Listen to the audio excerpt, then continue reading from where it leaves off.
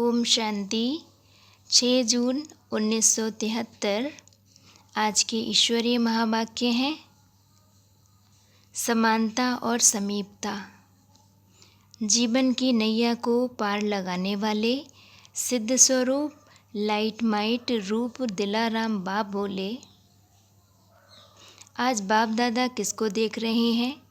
जैसे बाप के भिन्न भिन्न कर्तव्यों के कारण अनेक नाम गाए हुए हैं, वैसे ही बच्चों के अनेक नाम गाए हुए हैं। आज किस रूप में देख रहे हैं यह जान सकते हो? संकल्प की परख कर सकते हो? आज बाप दादा अपनी मणियों को देख रहे हैं। कोई मस्तक मणि है, कोई गले की मणि है और कोई हृदय मणि है। तीनों प्रकार की मणियों को देख हर्षित हो रहे हैं। आप सभी भी अपने को मणि समझते हो ना? यह मणियों का संगठन है। मणियों में श्रेष्ठ मणि कौन है, यह भी हर एक अपने को जान सकते हैं कि मैं फर्स्ट नंबर की मणि हूँ या सेकंड व थर्ड नंबर की मणि हूँ। फर्स्ट नंबर की विशेषता क्या है उसको जानते हो? फर्स्ट नंबर है मस्तक मणि। उस मस्तक मणि की दो विशेषताएं हैं। स्वयं के स्वरूपों की विशेषताएं तो सहज जान सकते हो। अब सिर्फ जानना ही नहीं है, बल्कि यह देखो कि उन विशेषताओं के स्वरूप कहाँ तक बने हो। जिनका जो स्वरूप होता है उनको वर्णन करना सहज होता है। मैं कौन हूँ, कैसी हूँ, वह भी तो वर्णन करना है।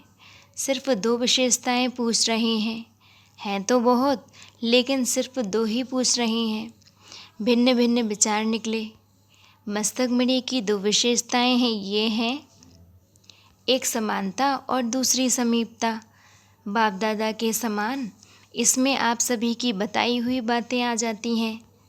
बाप दादा लाइट और माइट रूप है ना, तो बाप समान अर्थात लाइट और माइट स्वरूप हो ही गए। बाप सर्वशक्तिवान है तो बाप समान सर्वशक्तियाँ संपन्न हो ही गए। बाप सदा सिद्धि स्वरूप हैं अर्थात सिद्धि को प्राप्त हैं ही। ऐसे बाप समान मस्तक मणि भी सर्वसिद्धि स्वरूप है। जो बाप की महिमा है वह सर्व महिमा के योग्य अर्थात सर्व योग्यताओं का संपन्न स्वरूप है। दूसरी बात समीपता। बाप दादा के भी समीप, लेकिन बाप दादा के साथ ही सर्व विश्व की आत्माओं के संस्कार व स्वभाव के भी समीप हों। किसी भी प्रकार के संस्कार वाला हो, लेकिन बाप दादा के समीप होने के कारण, परखने की पावर होने के कारण चुंबक के समान कितने भी दूर वाली आत्मा को बाप दादा के समीप लाने वाले हैं। बाप के गुणों, बाप के कर्तव्यों के समीप लाने वाले हैं। समीप अर्थात चुंबक स्वरूप होगा। चुंबक समान और चुंबक के समीप होने के कारण सर्वशक्तियों के आधार से विश्व के उद्धार के निमित्त बनते हैं। तो समीप आत्माएं विश्व का आधार और विश्व का उद्धार करने वाली हैं। वह मस्तक मणि है। ऐसे मस्तक मणि हर संकल्प में, हर कर्म में अपने को विश्व का आधार और उद्धार मूर्त समझकर हर कदम उठाते हैं। अर्थात अभी से ही वह ताज तख्त नशीन होते हैं।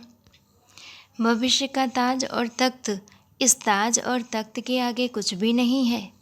ऐसी महान आत्माएं ही ऐसे महान ताज और तख्त के अधिकारी होती हैं। सदा ताज और तख्तधारी बनकर चलने वाली होती हैं। कभी ताज उतार दें, कभी तख्त छोड़ दें, ऐसे नहीं, हर समय ताज और तख्तधारी। तो ताज और तख्त को जानते हो ना? विश्व के महाराजन बनने से भी अभी का ताज और तख्त सर्वश्रेष्ठ है। अगर संगम युग के राजा नहीं बने तो भविष्य के भी नहीं बन सकते। तो ऐसा समझें कि यह सभी महाराजाओं की सभा लगी हुई है। भविष्य तख्त पर तो नंबरवार एक बैठ सकेगा, वहाँ एक के बजाय दो नहीं बैठ सकते। युगल मूर्त तो एक ही युगल हो गया। लेकिन संगम का तख्त इतना बड़ा है जो जितने भी चाहें बैठ सकते हैं। स्थान है लेकिन स्थिति चाहिए। बिना स्थिति के तख्त पर स्थान नहीं मिल सकता। तो सभी ने अपना अपना स्थान ले लिया है कि अभी बुकिंग कर रहे हो। अगर ताजधारी ना होंगे तो तख्त नशीन भी नहीं बन सकते।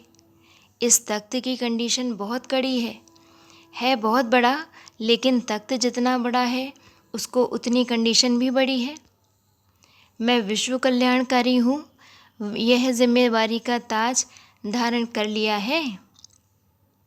हर कार्य में विश्व कल्याणकारी बनकर कार्य करते हो या अपने ही कल्याण में लगे हुए हो। जैसे प्रवृत्ति मार्ग वाले कहते हैं, हम तो अपनी प्रवृत्ति में ही लगे हुए हैं, वैसे आप लोग भी अपने ही पुरुषार्थ की प्रवृत्ति में तो नहीं मस्त हो। इतना ही जमा करते हो जो स्वयं को खिला सको। बस स्वयं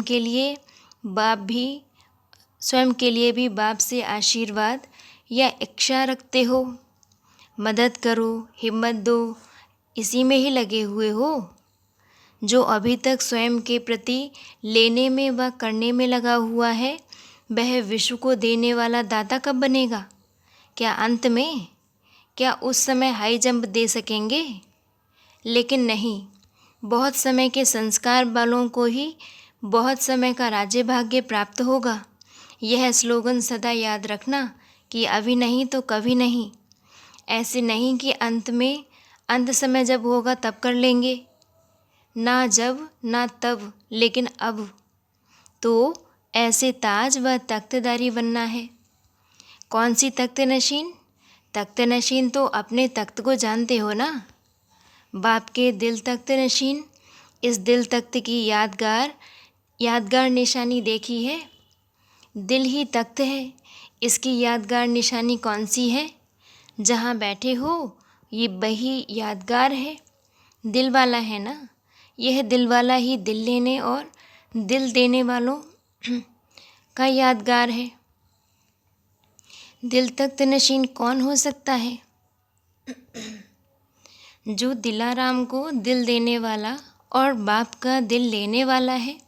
सिर्फ देना नहीं, जिसको लेना और देना दोनों आता है, वह है दिल तख्त नशीन। बाप का दिल कैसे लेंगे? कोई की भी दिल कैसे ली जाती है?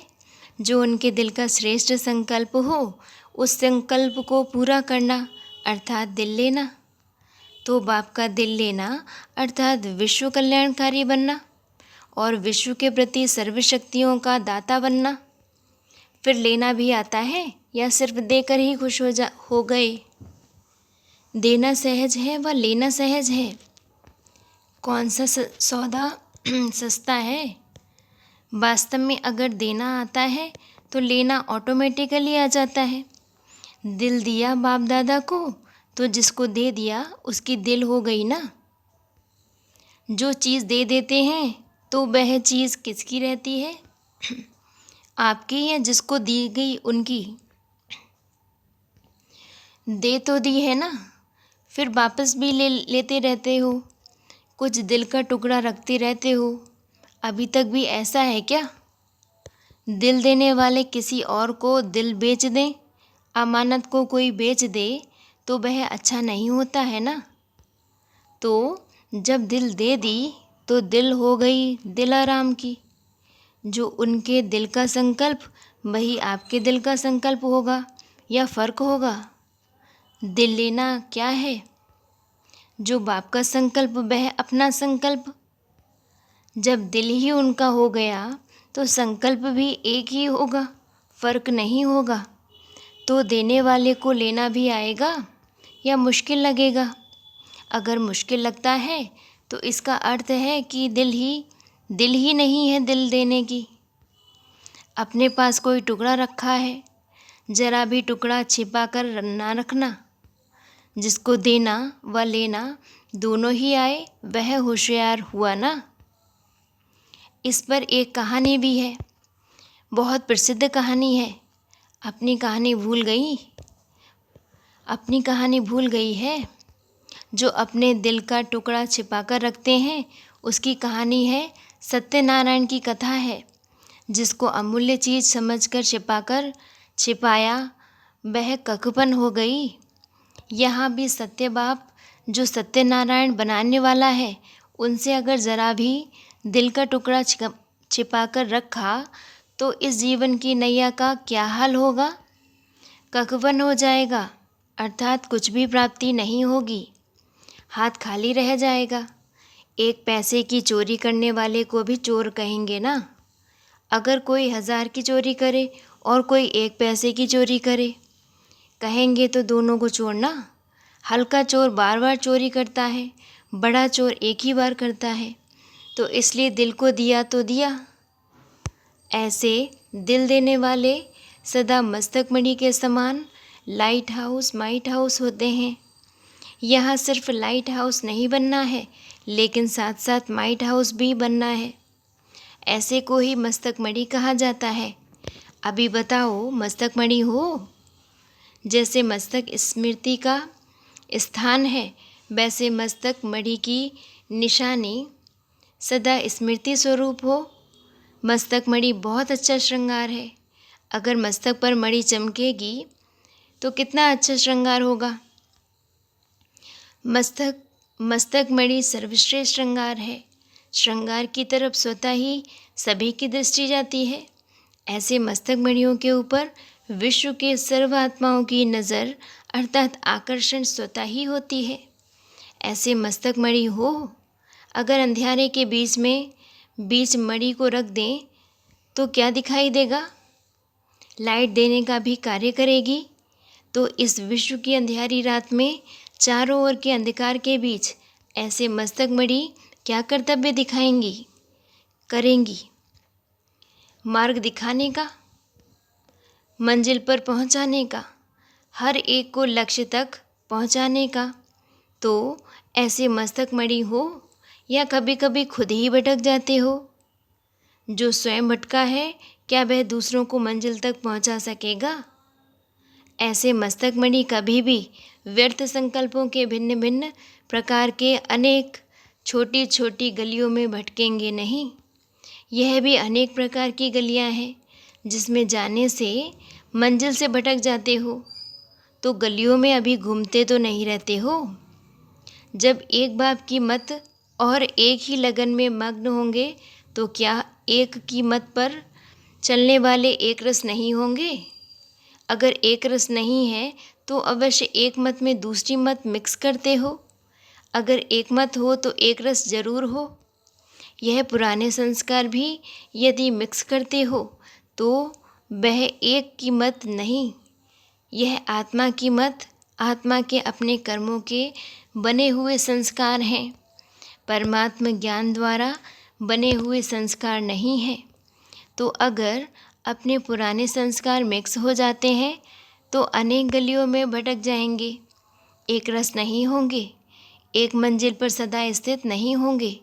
तो भटकना बंद होना चाहिए, ना कि अभी तक भटकते रहेंगे।